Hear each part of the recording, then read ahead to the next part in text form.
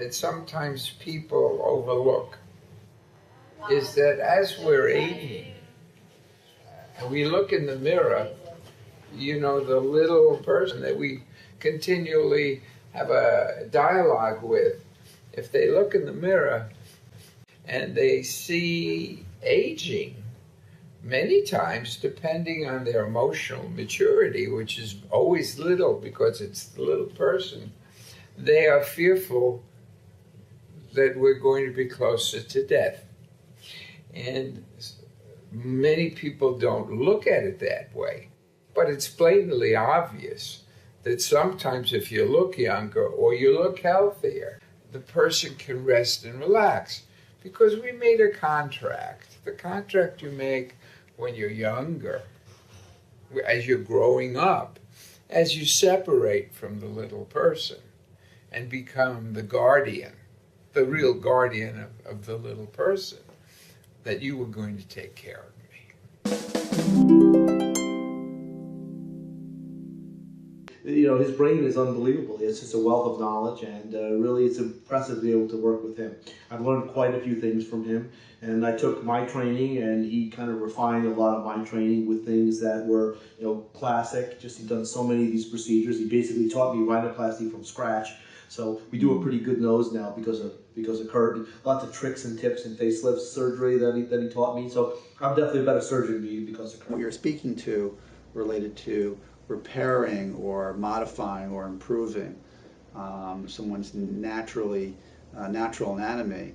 I think it's a quick repair, and it's a dramatic shift in somebody's outside, and there's a connection between that and what's going on between their emotional insides. In his own field, totally ignoring his abilities, because he is far more talented than many people in his field, is that when a patient walks in, he doesn't try to sell them anything.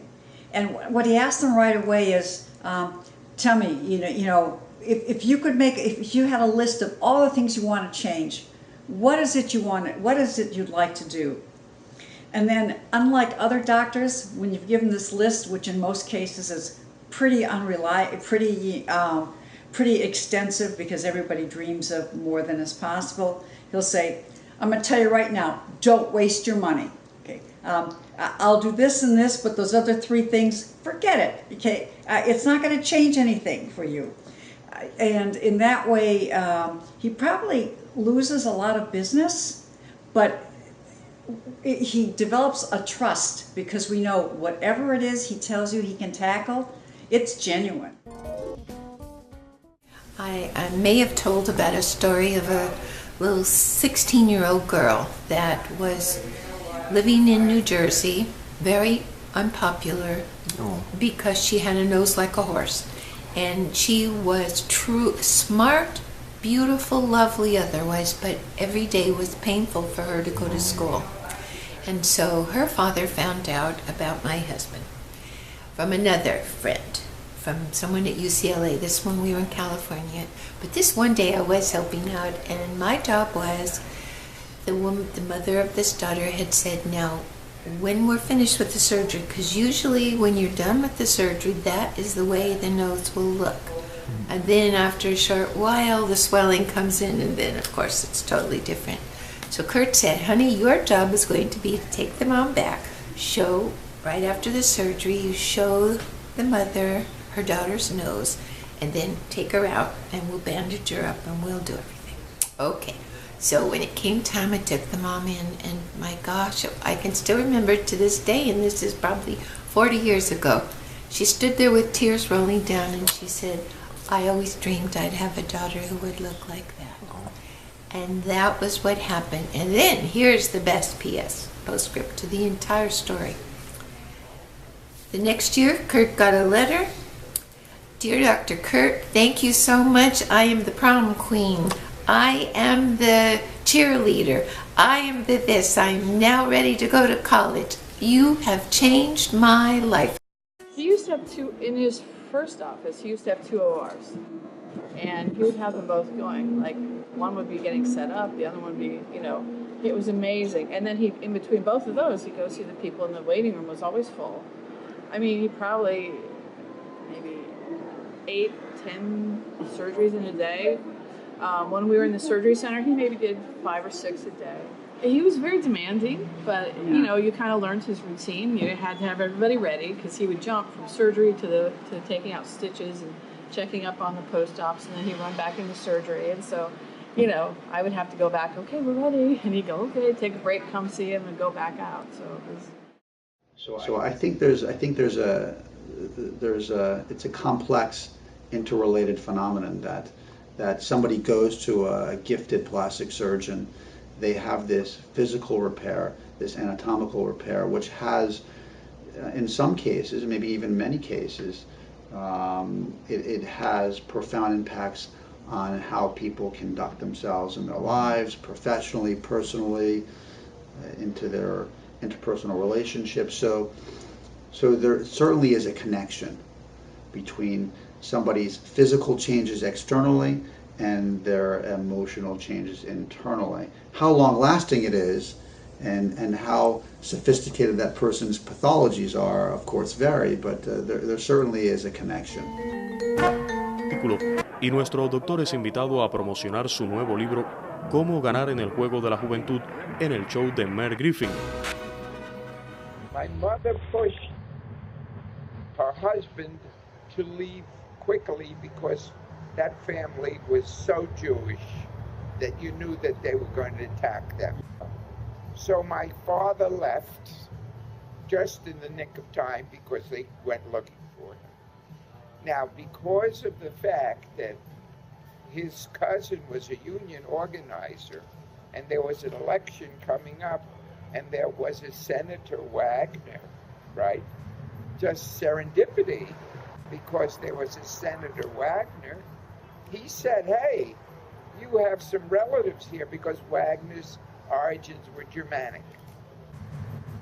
And he was NLRB, he was a socialist, I guess, himself, but whatever he was, he sent this cablegram, and my mother and I got a visa when we couldn't get one. That doesn't mean that people didn't get, we weren't the last boat, but that was our escape, okay? Emanaban del gremio de actores de cine, por lo que no era raro ver a las estrellas hollywoodenses del pasado y el presente en los pasillos públicos o como pacientes. I mean, the guy has just had story after story after story. I can remember what I had for breakfast, but he'll tell you where he was when he had breakfast, when he saw this movie star, and all these movie stars he operated on it. It was impressive, a lot, but a lot of them were dead, so we didn't care. He was teaching us a lot of steps, and we got that story about Ginger Rogers and Fred Astaire, that he was able to dance with Ginger, so it was pretty impressive. We razzed him a lot, but that's a pretty damn impressive story. I think the people I grew up with all had special fathers, so they were either actors or, they wealthy, nice people that had a lot of. But everybody loved my dad. And he was always very adventurous, and we always went and did things. And if they were ever with us, let's say on a vacation, we just played and had fun, and it was fun. I never had nice breasts. And when I met my husband, I was wearing 2 falsies on each side in my bra, and I was so embarrassed. I was afraid to have him even hug me or touch me because you feel a little bong, and it just was so terrible. But he didn't mind. He went ahead. We married, and we were married in New York, the little church around the corner. His mother had a exceptional reception for us. That's another story. And then we came down here to Miami and had our honeymoon. Now, there was the Doral Hotel then. I am swimming. I have my little green with pink polka dot bikini on, and all of a sudden, falsies come floating out of my bathing suit. They are floating in the water to the right, and I'm hightailing it to the left. I was so embarrassed. My world fell apart. But the first thing I did was go up to our room. I called the office, scheduled myself for surgery, and then as I'm getting ready to have the this Kurt's saying, fine, great, I can understand that you'd like to have that done so you don't have to wear the falsies all the time. It'll make your body feel better. You'll have a whole different feeling about life and everything. We provide a service. We are an integral part of the world, and we make the world better. And there's no two ways about it. As a doctor, I mean, there's so many things special about him. As a doctor, as I said before, he's an innovator. He was an innovator amongst innovators. He was incredibly skilled. He would attempt procedures that I would venture to say probably most surgeons won't even attempt. So there's various ways of going about it. Well, was he radical? Was he confident? Was it someplace in between? Was it both? That can be anybody. Anybody can be an innovative in some way. Might not be in a particular profession. It might be another kind of innovation. But I think we can also learn how to tolerate differences in other people. Kurt's story, I think, tells us that when we meet someone like Kurt, we all can be supportive of him. That it's not a competition. It's here's some talent that is ready to take wing, and let's not hold it back. I think that's one of the messages from the life of Kurt and why we love him so much.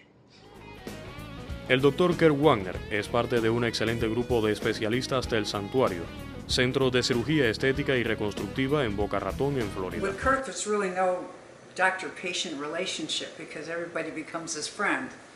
I first met Kurt as a doctor with something serious that other doctors wouldn't pay attention to. And instantly, he was my best friend. In fact, when I did have surgery, Kurt's the only person I ever know who made house calls, would call me up daily, check on me. So actually, with Kurt, there's very little separation. He's probably the most attentive doctor I've ever known, and because he has an exceptional memory, he really doesn't forget anything. And when he knows he's had a patient and it's been a day or two, he knows he'll automatically just check on them no matter what. What's it like to work with Kurt? Yeah. It's entertaining. His brain is unbelievable. Incredibly skilled. He developed numerous, breast implants, cheek implants, chin implants. He was just incredible. And he said, but meanwhile, while you're on my table, the operating table, I just would like to kind of pin back your ears just a wee bit because they did stick out a little when we look at early pictures of me. And he said, your daddy didn't have much of a chin. So I have a Wagner chin Ivan's made, and no scar. I'll go right in through your mouth. No pain, no anything, and it will make such a big difference. Es también por esta época cuando escribe el libro Beauty by Design. He'll do anything for his friends. I mean, patients become his friends, but of course there are some that are a little more special. And I really think that I value his friendship more than his abilities as a doctor. But there were times when he questioned what other doctors did, and he'd automatically just remember to ask me about that, and he'd confront the other doctors, and I don't think anybody else would do that. He is an unusual friend in that he will interfere with other doctors' treatments if he thinks there's something not right. And ironically, of all the times he's interfered, and it's been life and death situations and he's helped me out of several times, he's never been wrong. And these were things that weren't in his field. So I value him really more than anything as a friend. But as a doctor, I think I've been blessed because he knows far more than the field of plastic surgery. And he never hesitates to question other doctors. Darcy and going to the movies, and the movies, you know, were dubbed in English or sometimes dubbed in Spanish. Didn't matter. We had fun. Great Chicken was there, and I remember that I saw a squirrel, an albino squirrel that was living outside of our little house. So I fed food to it, and we would see those giant iguanas. They can take down the mangoes and the papayas, and they were feeding them bananas, peels. They like the banana peels. It was very, very interesting. It's a fabulous country. People. He was a guy who wasn't a spring chicken, right? But he had a lot of energy. He had more energy than I did. And I was amazed that this guy, after so many years of practice, was able to hang with us all day in the operating room till late, get up to early the next morning. So energy level was unbelievable. So we love Kurt. It was such a pleasure to have him here in our office, and hopefully have many more years of Kurt Wagner as a part of our team.